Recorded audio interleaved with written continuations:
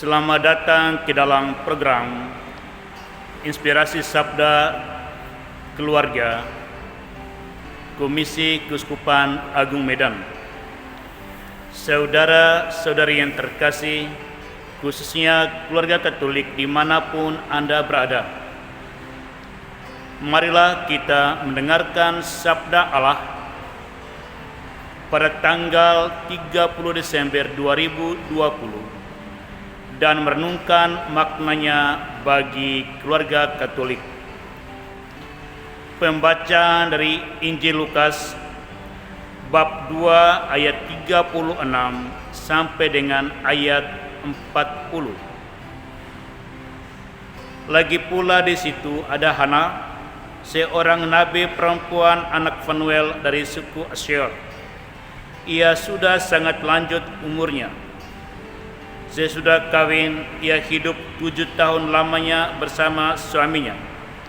Dan sekarang ia janda dan berumur 84 tahun. Ia tidak pernah meninggalkan bait Allah dan siang malam beribadah dengan berpuasa dan berdoa. Dan pada ketika itu juga datanglah ia ke situ dan mengucap syukur kepada Allah dan berbicara tentang anak itu kepada semua orang yang menantikan kelepasan untuk Yerusalem. Dan setelah selesai semua yang harus dilakukan menurut hukum Tuhan, kembalilah mereka ke kota kediamannya, yaitu kota Nazaret di Galilea. Anak itu bertambah besar dan menjadi kuat, penuh hikmat dan kasih karunia Allah ada padanya. Demikianlah Injil Tuhan, terpujilah Kristus. Keluarga Katolik dimanapun Anda berada, Injil yang telah diperdengarkan kepada kita adalah bagian dari kisah Yesus dipersembahkan kepada Allah oleh Maria dan Yusuf di bait Allah. Marilah kita merenungkan Injil ini untuk menjadi inspirasi bagi keluarga, bagaimana menjadikan keluarga Katolik sebagai proses menjadikan anak-anak kita, saudara-saudari kita menjadi murid Kristus. Marilah kita merenungkan figur Hana di dalam bacaan Injil tadi. Hana, seorang pendoa, seorang yang menghabiskan waktunya di bait Allah dengan beribadah dan puasa siang dan malam. Ketika ia melihat bayi Yesus, ia mengucap syukur kepada Tuhan karena bayi ini ditentukan untuk menjadi pelepasan bagi umat Israel. Teladan yang dapat diambil dari Hana bagi orang tua adalah hendaknya orang tua menjadi orang tua yang pendoa. Hendaknya sisi keluarga menyadari pentingnya doa sehingga mereka menjadikan rumah mereka sebagai bait Allah untuk bertemu dan mengalami Tuhan di dalam ibadat, bahkan di dalam puasa yang ditentukan oleh gereja atau ditentukan oleh keluarga itu sendiri.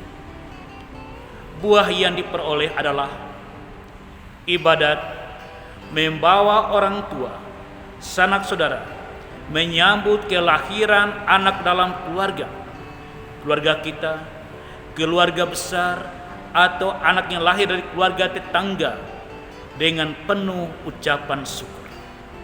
Kita bersyukur kepada Tuhan melalui keluarga kita. Tuhan telah melahirkan putra dan putri yang kita percaya mereka menjadi pelepasan atas persoalan kehidupan yang mungkin terjadi di masa yang akan datang. Setelah meninggalkan Yerusalem, Yusuf dan Maria membawa Yesus ke kota asal mereka, Nazaret. Di sana Yesus bertambah besar dan menjadi kuat. Ia penuh hikmat dan ia memiliki kasih karunia Allah. Inspirasi yang kita tangkap di sini bahwa apa yang berlaku pada Tuhan kita Yesus Kristus, kita percaya dalam cara tertentu berlaku juga bagi anak-anak kita. Biarkanlah anak-anak kita bertumbuh menjadi besar dan menjadi kuat. Ini bukan pertumbuhan alamiah. Ini tidak diserahkan pada proses alam, tetapi butuh keterlibatan langsung orang tua, anggota keluarga siapapun juga, menjadikan anak-anak kita besar dan kuat. Mereka besar dan kuat karena mereka mendapat asupan makanan yang sehat. Mereka besar dan kuat karena memiliki pendidikan yang baik. Mereka besar dan kuat karena secara psikologis mereka dicintai. Dan yang berikut, tidak hanya besar dan kuat, hendaknya anak-anak bertumbuh dalam hikmat. Hikmat yang diperoleh dari Allah, bukan hikmat dari manusia saja, dari adat, dari nasihat guru di sekolah, dari masyarakat, dari pemerintah. Hikmat itu terjadi. Bacalah kitab Amsal bagi anak-anak Anda. Kitab Amsal dalam perjanjian lama. Di sana kitab ini mau menyampaikan Tuhan mendidik orang-orang muda yang belum punya pengalaman agar memiliki hikmat, sehingga mereka akan mengambil keputusan dalam hidupnya untuk menyelamatkan dirinya dan orang lain berdasarkan hikmat Allah. Dan terakhir, biarlah kasih karunia Tuhan ada pada anak-anak kita. Ajarlah anak-anak kita bersyukur bahwa Tuhan sebagai penyelenggara kehidupan keluarga mereka dan keluarga kita. Tuntunlah anak-anak Anda ke dalam kehidupan ibadat, di rumah, di lingkungan, di gereja. Dekatkan anak-anak Anda pada guru-guru rohani, karena mereka lah yang tahu bagaimana membuat Allah mendidik mereka. Akhirnya, marilah bawalah anak-anak kita ke tahun 2021 menjadi besar, kuat, penuh hikmat, dan kasih karunia Allah ada pada mereka. Akhirnya saya mengucapkan selamat Natal 2020 dan selamat Tahun Baru 1 Januari 2021. Tuhan memberkati keluarga kita. Amin.